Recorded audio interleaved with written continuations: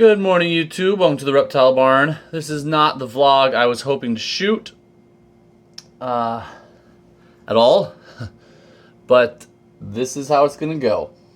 I'm going to talk today about snake racks, okay?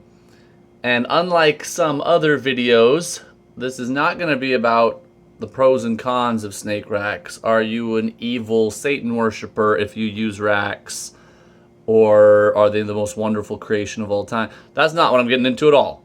I'm just going to show you our racks and talk about them. We have a new one, so we'll review that a little bit. It won't be quite as positive of a review as I was hoping. And we'll talk about some things. So I'm going to turn this around, show you guys this, which is the back of a baby rack that we built. Okay? So if anyone was ever curious, and yes, they are dusty, they are dirty, we are cleaning them, so you know what, I just don't want to hear it. We have a probe, that's what this guy is, and we drilled holes through the shelves, each one, so that the probe isn't poking out the back, nothing is outside of the scope of the rack itself. And then the probe is taped directly onto the heat tape. Some people hate me for this. I don't care. This is what I do. Okay? So it's taped directly onto the heat tape. This is 3-inch heat tape. We got ours from the Serpentarium.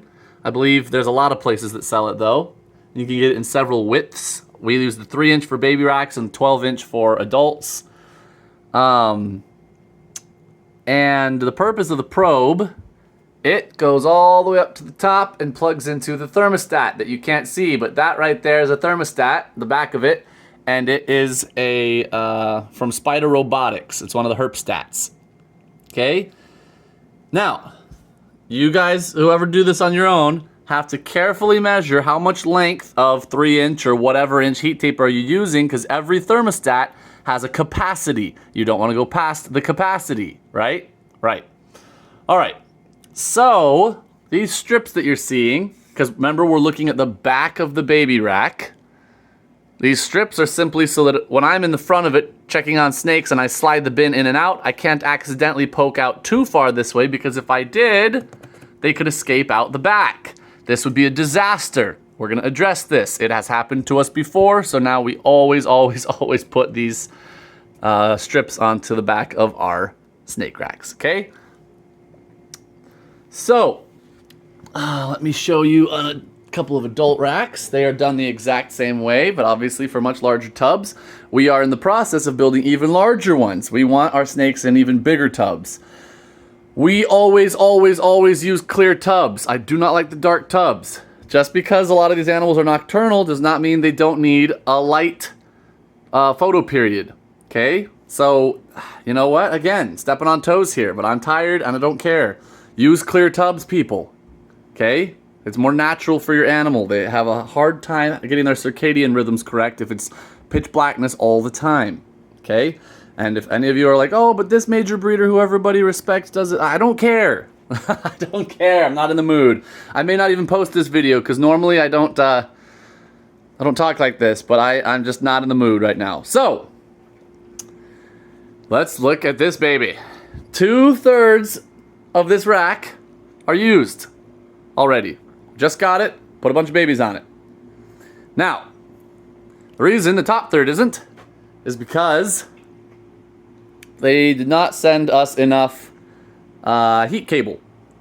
You'll notice in the back where on our racks heat tape would run, they have all these peggy things, and they sent us with heat cable. So the pegs are to hold it in place. So we ran 3 lengths of it down and back for every shelf, and did not have enough. So I ordered some more, but that's okay. It'll come soon, and then we can use the rest of these shelves. These tubs are far deeper than the baby tubs we use, but also quite a bit skinnier. They were shockingly skinny when I opened them up. We are only going to be able to put hatchlings, true hatchlings, on this rack. Nothing past, depending on growth rates, nothing past 4 to 6 months. I've been adjusting that in my brain where I think I'll be okay with, but somewhere in there, we'll have to keep them on with bigger tubs. These are just very, very skinny and not quite as tall either, but they're very long. So they'll actually have an easier time with a good temperature gradient, okay?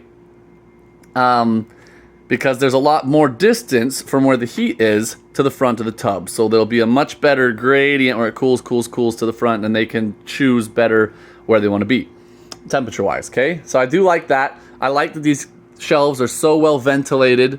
They're well made. It was easy to construct. They're adjustable. There's a lot of things to like about this. There is one thing I do not, however, okay? These are little sliding clips.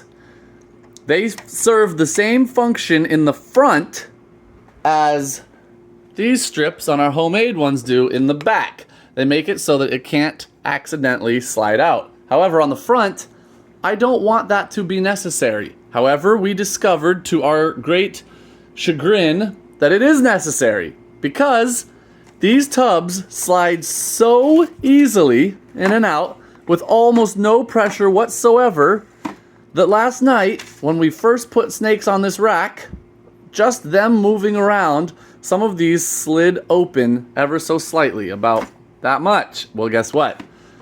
No less than 12 of our baby ball pythons escaped in the night. And we have been running absolutely ragged finding them. We've already found 10.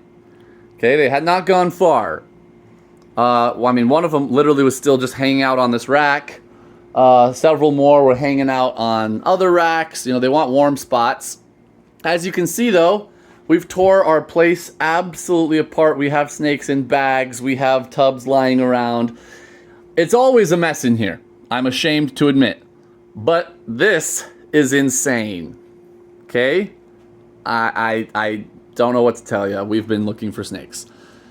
And we've almost got them all, okay? And we will find them all. And I'm going to do a separate video talking about that finding process. But I just wanted to show you guys snake racks and talk about them in a way that maybe you haven't heard before, you know? So anyway, yeah. It's not been long enough, obviously, to tell you, you know, oh, my snakes are doing better, my snakes are doing worse, etc. in this rack compared to our homemade one.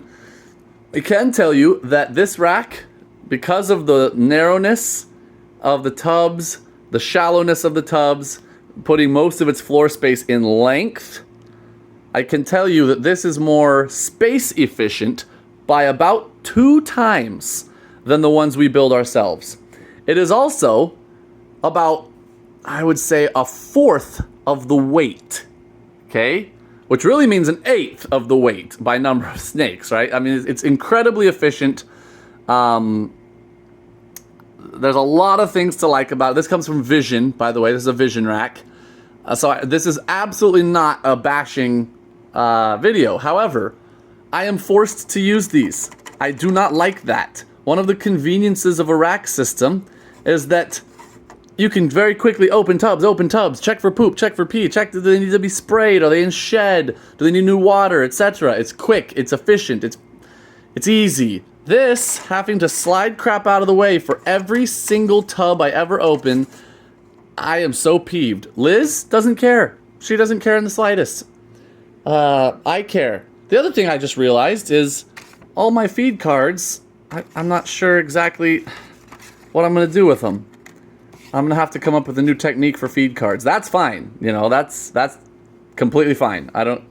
All these little issues are fine. I just, for some reason, mostly because it made them escape, I am so ticked about the requirement for these things. But obviously, if they slide that easily, I have to use them. I have no choice. I will eternally use the little sliding locking mechanisms when I have this rack in use. And I'm also curious to see how the heat cable compares with the heat tape. It's less volume, or surface area rather, for the heating of my tubs. It's very, very close to the tub, which I like. It's not touching though, which I also like. You know, these are not suspended by runners of any sort, but they are sitting above the inset where these pieces of heat cable are running. So there will be no risk of chafing on the heat cable and causing, fires and things like that, etc. So that I really like. Again, I could name a whole lot of things I really like, but because I'm in a bad mood looking for lost snakes that I did not expect to have to be spending my time doing this today, I'm just grumpy. However, I do want to say my final assessment thus far is positive of this rack. If I had known that these would be necessary, I don't know if I would have said, oh, nope, I can't buy a vision rack, I have to buy from someone else. I don't know that it's really that big of a deal. Some of you are probably laughing at me, but I don't like having to do that. Anyway, that's just, maybe it's my OCD, I don't know. However, that being said, there will be more racks coming in the coming months, more enclosure builds, egg cuttings. We're going to finally post something about the expo. I did not get enough good footage at the expo, which I'm really bummed about. But overall, it was wonderful. Got a lot of cool videos coming soon. And yeah, let me know what you guys think about racks. Yeah, I probably just convinced a few people that I'm terrible and evil because I keep my animals in racks, but whatever. So that is all for now, guys. Thank you so much for watching. Until next time, we're the Reptile Barn.